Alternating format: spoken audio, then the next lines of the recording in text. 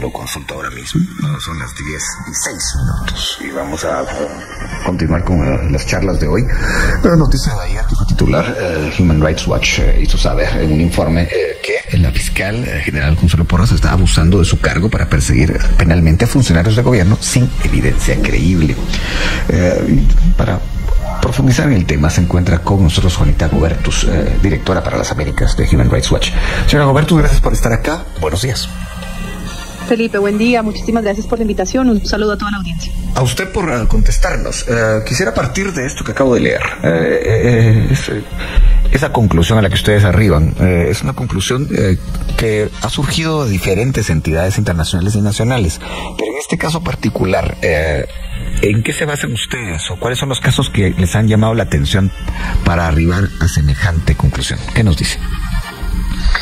Bueno, el Ministerio Público ha iniciado por lo menos 17 investigaciones contra funcionarios gubernamentales de alto nivel y ha solicitado por lo menos 6 veces a la Corte Suprema que retire la inmunidad del presidente Arévalo. Durante los últimos meses nosotros hemos llevado a cabo entrevistas, hemos revisado documentos judiciales, declaraciones públicas y podemos concluir que en estas investigaciones no existe realmente un sustento que permita hablar de digamos, la comisión propiamente de delitos. Lo que hay son múltiples investigaciones por delitos como abuso de poder, sobre la base de hechos que no parecen delictivos. En muchos de los casos, además, se han declarado bajo reserva, restringiendo ampliamente la posibilidad, no solo del público en general, de hacer control de este tipo de procesos, sino sobre todo de los acusados y sus abogados de poder comparecer y defenderse en los procesos.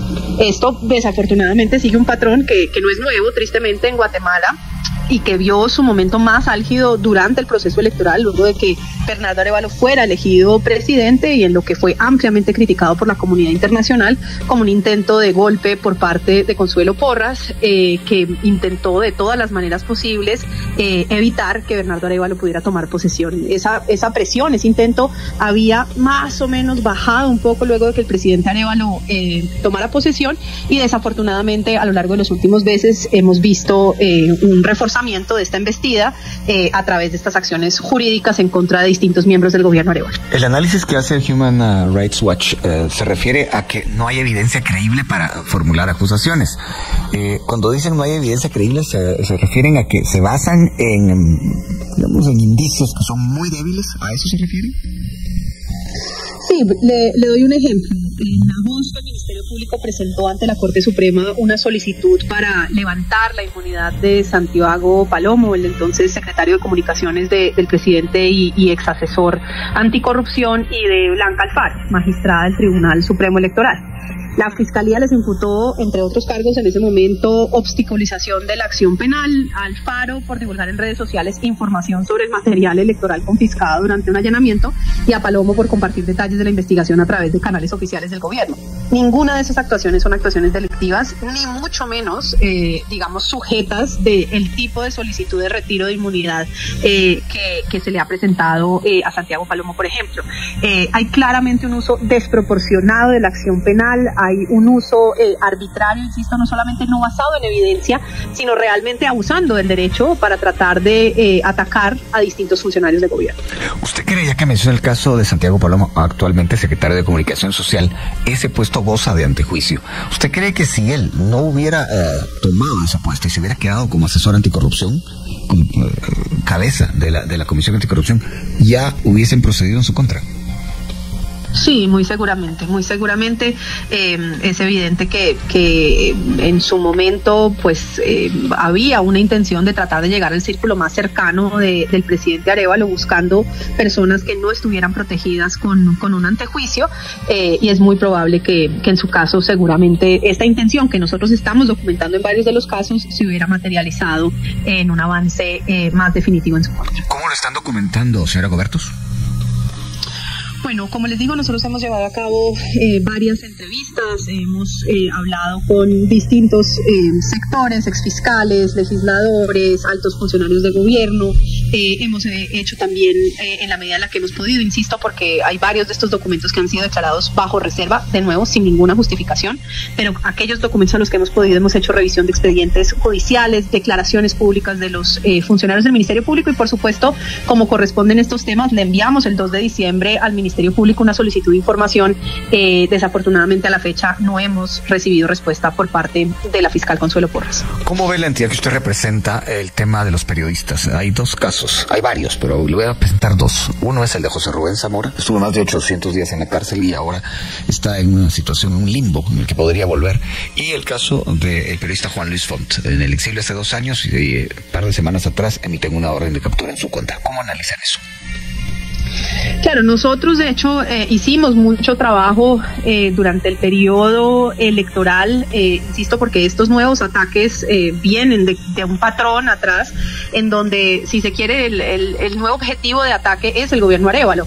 Pero hay que recordarle a la ciudadanía que Consuelo Porras está sancionada por la Unión Europea y por Estados Unidos, así como miembros de su equipo, Ángel Pineda, Rafael Curruchiche y por supuesto también el juez Freddy Orellana, por los intentos reiterados de persecución de jueces y fiscales que habían participado particularmente en la CICIG, buscando luchar contra la corrupción, y por supuesto de periodistas que denunciaban distintos casos de corrupción, incluyendo por supuesto estos dos casos.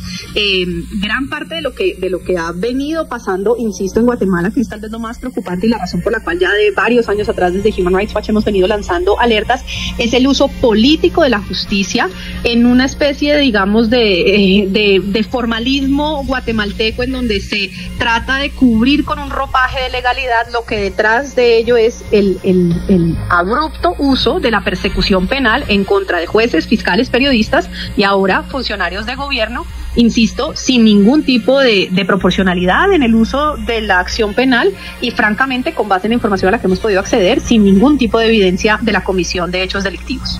Voy a citarla de manera directa, señora Hubertus, y usted dijo esto: en lugar de investigar el crimen organizado y la corrupción generalizada, subrayo esto, en Guatemala, la fiscal general se dedica a impulsar investigaciones selectivas para socavar a un gobierno al que se opone.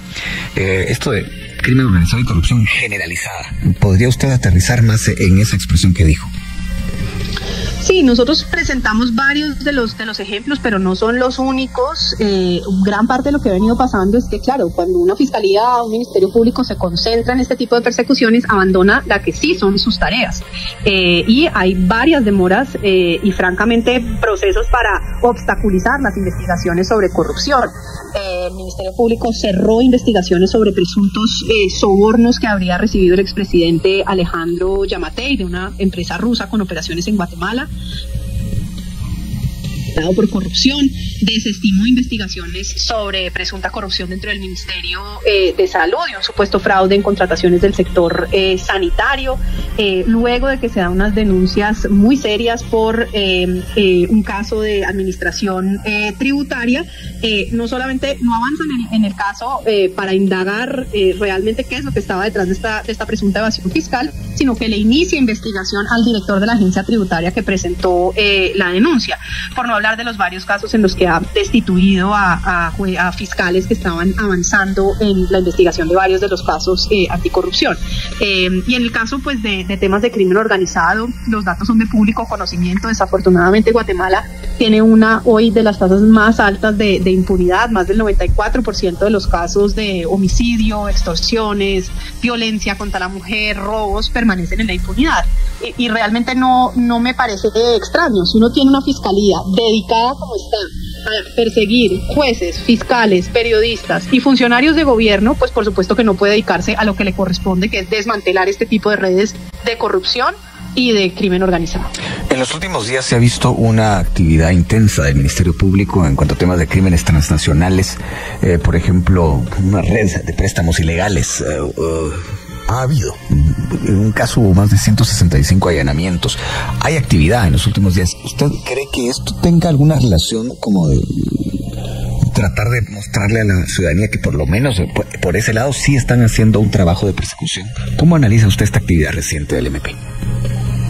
Seguro, digamos, no, en ningún momento estamos diciendo que no hay ningún caso, por supuesto, seguro que habrá algunos, pero insisto, es un tema de capacidades. Si yo le dedico una parte importante de capacidades que usualmente en general en nuestros países en América Latina son precarios en materia de investigación judicial, a dedicarle tanta energía a la persecución y a buscar lo que en últimas además son temas que no deberían ser de la justicia penal, como discusiones sobre la personería del movimiento Semilla, y a indagar dentro de, digamos, distintas maneras de buscar atacar al gobierno Arévalo, pues es evidente que voy a dejar de tener, digamos, suficiente capacidad para otros temas.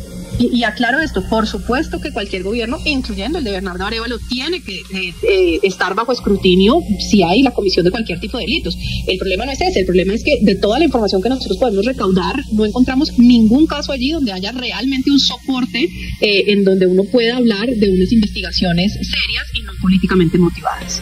Entre los aspectos que llaman la atención de este informe, ustedes mencionan que la fiscal general ha socavado investigaciones de corrupción y también de derechos, en temas de derechos humanos.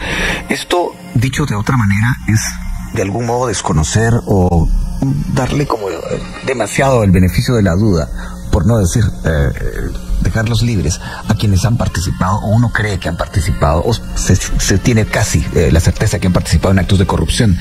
¿Esto de alguna manera a ustedes les sugiere que hay una alianza criminal adentro del mismo Ministerio Público?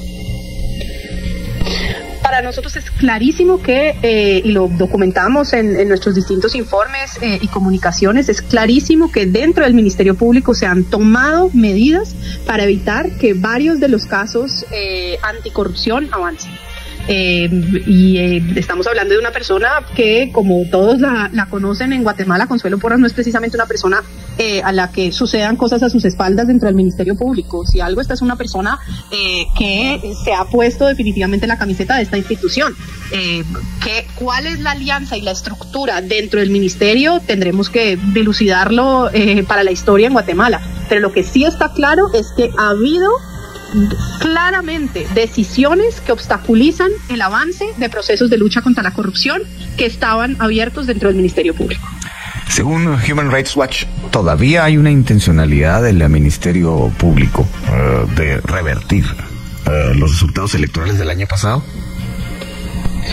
Para mí es evidente el hecho de que todavía nos estemos enfrentando a solicitudes no solamente de retirarle el fuero al presidente Arévalo, sino también la última y más reciente, la orden de Freddy Arellana de cancelar el registro legal de Movimiento Semilla, que claramente están alineados con una obstaculización de los derechos políticos, francamente, de todos los guatemaltecos y guatemaltecas, pero además del respeto básico a los resultados electorales.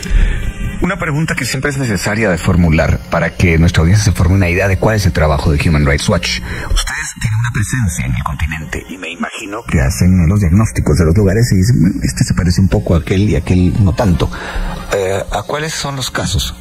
Hablemos claro de países a los que más se parece el caso de Guatemala, según ustedes. Es difícil hacer esas comparaciones. América Latina tiene distintos fenómenos. Yo lo que diría es que en general nosotros tenemos por un lado 3 países en América Latina en donde claramente tenemos dictaduras, Cuba, Venezuela y Nicaragua, en donde no existe ningún respeto por el Estado de Derecho, en donde no existe separación de poderes, donde hay violaciones sistemáticas a los derechos humanos y trabajamos y priorizamos mucho nuestro trabajo allí. Y luego tenemos un fenómeno donde se inscribe un poco más el caso guatemalteco de deterioro del Estado de Derecho, es decir, son países en donde hay democracias, pero en donde de distintas maneras se hace uso del Estado de Derecho, de la legislación, de los procesos jurídicos para erosionar desde adentro la calidad de esa democracia. Tenemos el caso peruano, en donde uno ve a un Congreso absolutamente cooptado por distintos sectores criminales que usan la legislación para, por ejemplo, facilitar la minería ilegal, para, por ejemplo, recientemente buscar desmontar reglas de extinción de dominio, para tratar de quitarle independencia a la Junta Nacional de Justicia, que es el órgano que nombra a los jueces. Es como usar de alguna manera un velo de juridicidad para esconder por detrás este tipo de maniobras penas que no son, digamos, tan abiertamente arbitrarias como lo son, por supuesto, en países dictatoriales, pero que lo que terminan haciendo es debilitar el Estado de Derecho, debilitar la separación de poderes, usar políticamente la acción penal en contra de opositores. Yo diría que Guatemala hoy se parece mucho en ese sentido al caso de Perú, en donde el gran problema que venimos viendo desde hace ya varios años en Guatemala es el uso político de la acción penal para perseguir jueces, fiscales, periodistas y opositores políticos. No sabe cuánto le agradezco que haya tomado la llamada. Por razones de tiempo la tengo que dejar acá. Gracias a Juanita Gobertus, directora para las Américas de Human Rights Watch. Que tenga usted un bonito día. Y bien, hasta acá el video de hoy. Recuerden que ustedes tienen la última opinión que pueden dejar acá abajo en la cajita de comentarios. Dicho esto, nos vemos hasta el siguiente video. Adiós.